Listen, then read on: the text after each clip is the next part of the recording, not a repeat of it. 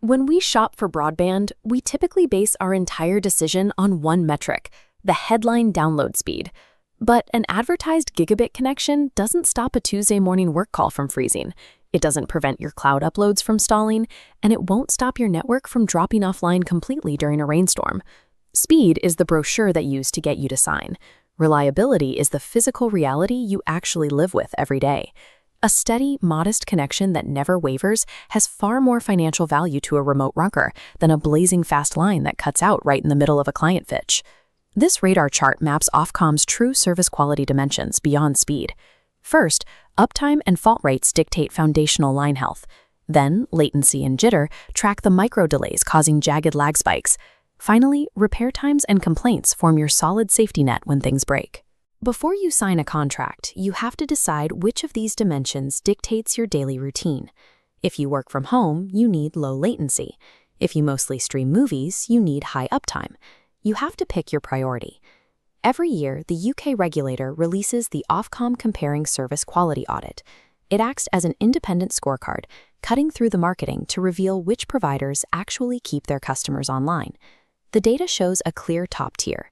EE and Sky consistently lead the market in overall customer satisfaction, scoring particularly high in how efficiently they handle complaints when things go wrong. BT sits in a respectable middle position. They deliver strong technical network performance across the country, though they carry a noticeably heavier complaint load than their own subsidiary, EE. Virgin Media exists as a high-speed outlier. Their cable network dominates raw speed tests, but they historically attract a disproportionate volume of complaints regarding customer service and billing. At the lower end of the satisfaction tables are TalkTalk and Vodafone. They compete aggressively on price with cheap monthly deals, but they tend to score lower on reliability and problem resolution. You might assume the smartest move is picking the brand with the lowest number of complaints, but some providers have low complaint volumes simply because their customers have given up trying to get help. Always cross-reference complaints with satisfaction data to ensure the provider actually fixes things. The broadband industry relies on specific financial mechanics buried deep in the fine print of a standard 24-month contract. This graph illustrates the trap. You sign up at a flat introductory rate. That every spring, providers legally apply an inflation-linked price hike, usually the Consumer Price Index plus an additional 3.9%. That sudden step-up routinely adds over £100 to the remaining life of your bill. Then the secondary costs pile up. You face initial activation fees, charges just to deliver your router, and expensive engineer call-out fees if a fault is judged to be inside your home. The low monthly rate heavily advertised on the website is an illusion. The true cost of your broadband is the total projected amount you will surrender over the entire 2 years. Many providers heavily market their packages as fibre broadband, but that phrasing masks a severe physical limitation. Most connections are actually fiber to the cabinet. The final stretch of data traveling to your home runs on ancient copper wire.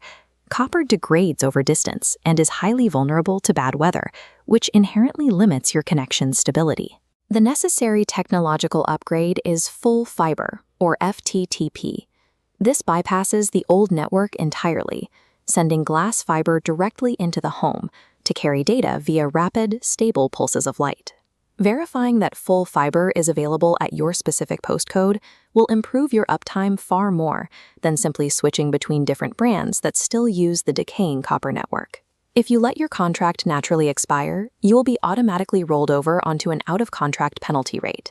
This is almost always the most expensive tariff a provider offers. Under Ofcom's one-touch switch rules, the fear of changing providers is outdated. The process is handled for you behind the scenes. You won't face double charges, you skip aggressive cancellation calls, and downtime is under an hour.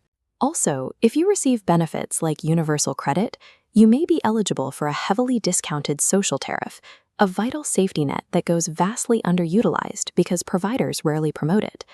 To navigate all of this instantly, you can use the Cost Saver Provider Audit tool.